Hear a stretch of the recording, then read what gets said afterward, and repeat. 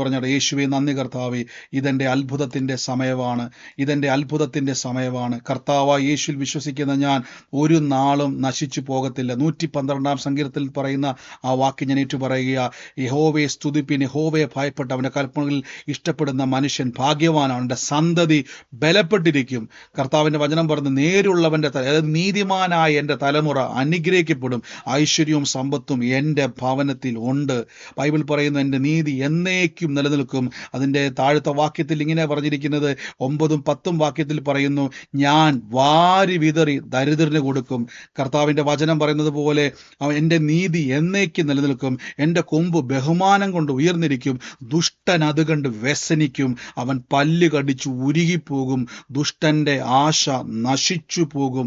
വചനത്തിൽ വ്യക്തമായിട്ട് പറയുന്നു, നിങ്ങളുടെ തലമുറകൾ അനുഗ്രഹിക്കപ്പെടും, ഐശ്വര്യവും സമ്പത്തും. 3ആം വാക്യത്തിൽ പറയണം, നീതിമാന്റെ അവകാശമാണ് ഐശ്വര്യവും സമ്പത്തും, നീതിമാന്റെ അവകാശമാണ് ആരോഗ്യം, നീതിമാന്റെ അവകാശമാണ്, ദുഷ്ടൻ അവനെ ജയിക്കത്തില്ല. വീണ്ടും ഞാൻ പറയണം, യേശു എൻ്റെ പാപത്തെ വഹിച്ചതുകൊണ്ട് ഞാൻ ഇനി പാപിയല്ല, ഞാൻ നീതിമാനാണ്.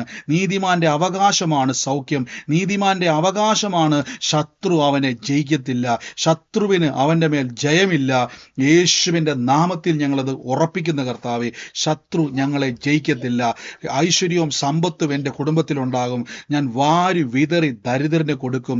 നന്മയും കരുണയും എൻ്റെ ആയുഷ്കാലമൊക്കെയും എൻ്റെ പുറകെ വരും. ദുഷ്ടൻ്റെ ആശയൊക്കെയും നശിച്ചു പോകും. ആ വചനം ഏറ്റുപറയണം, ദുഷ്ടൻ്റെ ആഗ്രഹങ്ങൾ നശിക്കും.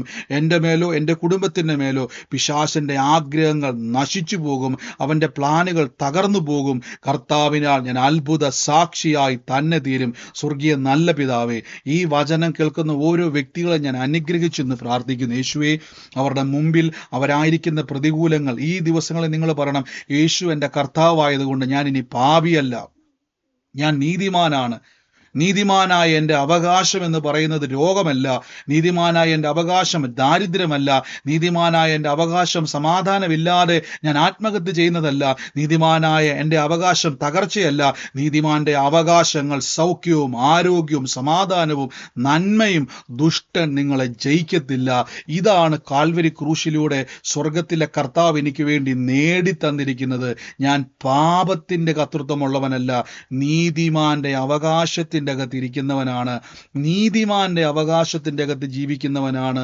ഒന്നിനും എൻ്റെ മേൽ അവകാശമില്ല, ഒരു ശക്തിക്കും എൻ്റെ മേൽ അവകാശമില്ല. നിങ്ങൾ ഇത് ഏറ്റു പറയുമ്പോൾ തന്നെ പിശാചിന് തീ കത്തുന്നത് പോലെ, ഒരു തീക്കാത്തവൻ ഇരിക്കുന്നത് പോലെ വചനം പറയുന്നവൻ്റെ അടുത്ത് പിന്നെ ഇരിക്കാൻ പറ്റത്തില്ല. വചനത്തിൻ്റെ ശക്തിയിൽ ഇരിക്കുന്നവൻ്റെ മേൽ അവന് സ്വാധീനം ചെലുത്തുവാൻ കഴിയത്തില്ല.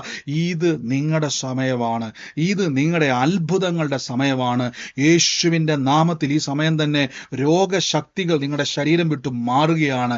ഈ സമയം നിങ്ങളുടെ കുടുംബത്തിൻ്റെ മേൽ, നിങ്ങളുടെ മേൽ തലമുറകളെ പിടിച്ചു വെക്കാൻ നോക്കുന്ന സകല വ്യക്തിപരമായിട്ടുള്ള തകർക്കാൻ നോക്കുന്ന സകല ദൈവഹിതമല്ലാത്ത ബന്ധങ്ങൾ മാറിക്കൊണ്ടിരിക്കുകയാണ്. പിശാചിൻ്റെ പ്രവൃത്തികൾ കുടുംബം വിട്ട് അഴിഞ്ഞു മാറിക്കൊണ്ടിരിക്കുന്നു. ദാരിദ്ര്യം നിങ്ങളുടെ കുടുംബത്തിൽ നിന്ന് ഇറങ്ങിക്കൊണ്ടിരിക്കുന്നു. എല്ലാ ഞെരുക്കങ്ങളും ഇപ്പോൾ തന്നെ യേശുവിൻ്റെ നാമത്തിൽ മാറി നിങ്ങളുടെ കുടുംബത്തിൻ്റെ മേൽ വിശാലത ഉണ്ടാകുന്നു. In the name of Jesus Christ, യേശുവിൻ്റെ അധികാരമുള്ള നാമത്തിൽ കൽപ്പിച്ചു പ്രാർത്ഥിക്കുന്നു. ഇപ്പോൾ അത്ഭുത രോഗസൗഖ്യങ്ങൾ നിങ്ങളുടെ ശരീരത്തിൻ്റെ മേൽ സംഭവിക്കുക. ആ കൈയെടുത്ത് വെച്ച്, രോഗമുള്ള ഭാഗത്തോട്ട് കൈയെടുത്ത് വെച്ചിട്ട് ഒറ്റ വാക്ക് പറഞ്ഞ്, രോഗം സൗഖ്യം എൻ്റെ അവകാശമാണ്. രോഗമല്ല അവകാശം, വേദനയല്ല എൻ്റെ അവകാശം, എൻ്റെ അവകാശം നീതിമാനാണ് ഞാൻ. അത് ഉറക്കെ പറ, ഞാൻ ഇനി പാപിയല്ല, നീതിമാനാണ്. എങ്ങനെയാ നീതിമാനായത്? യേശു ക്രിസ്തു എൻ്റെ പാപത്തെ മുഴുവൻ ക്രൂശിൽ ചുമന്ന് നീക്കി, കർത്താവിൻ്റെ രക്തത്താൽ എന്നെ കഴുകി. ഇപ്പോൾ ഞാൻ പാപത്തിലല്ല, നീതിയിലാണ്.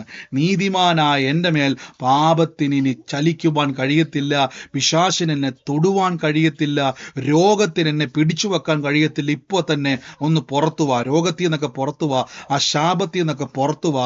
ആ വേദനയിൽ നിന്ന് ഇപ്പോൾ നിങ്ങൾ പുറത്തു വരുന്നു, തകർച്ചയിൽ നിന്ന് പുറത്തു വരുന്നു. യേശുവേ എന്ന് വിളിച്ചൊന്ന് സ്വീകരിച്ച്, കർത്താവേ, ഇതെൻ്റെ അത്ഭുതത്തിൻ്റെ സമയമാണ്, ഇതെൻ്റെ അത്ഭുതത്തിൻ്റെ സമയമാണ്. എന്നോട് എതിർക്കുന്ന ശത്രുക്കൾ ഇപ്പോൾ എൻ്റെ മുമ്പിൽ അവൻ പല്ല് കടിച്ച് ഉരുകിപ്പോയിരിക്കുന്നു. നന്ദി യേശുവേ.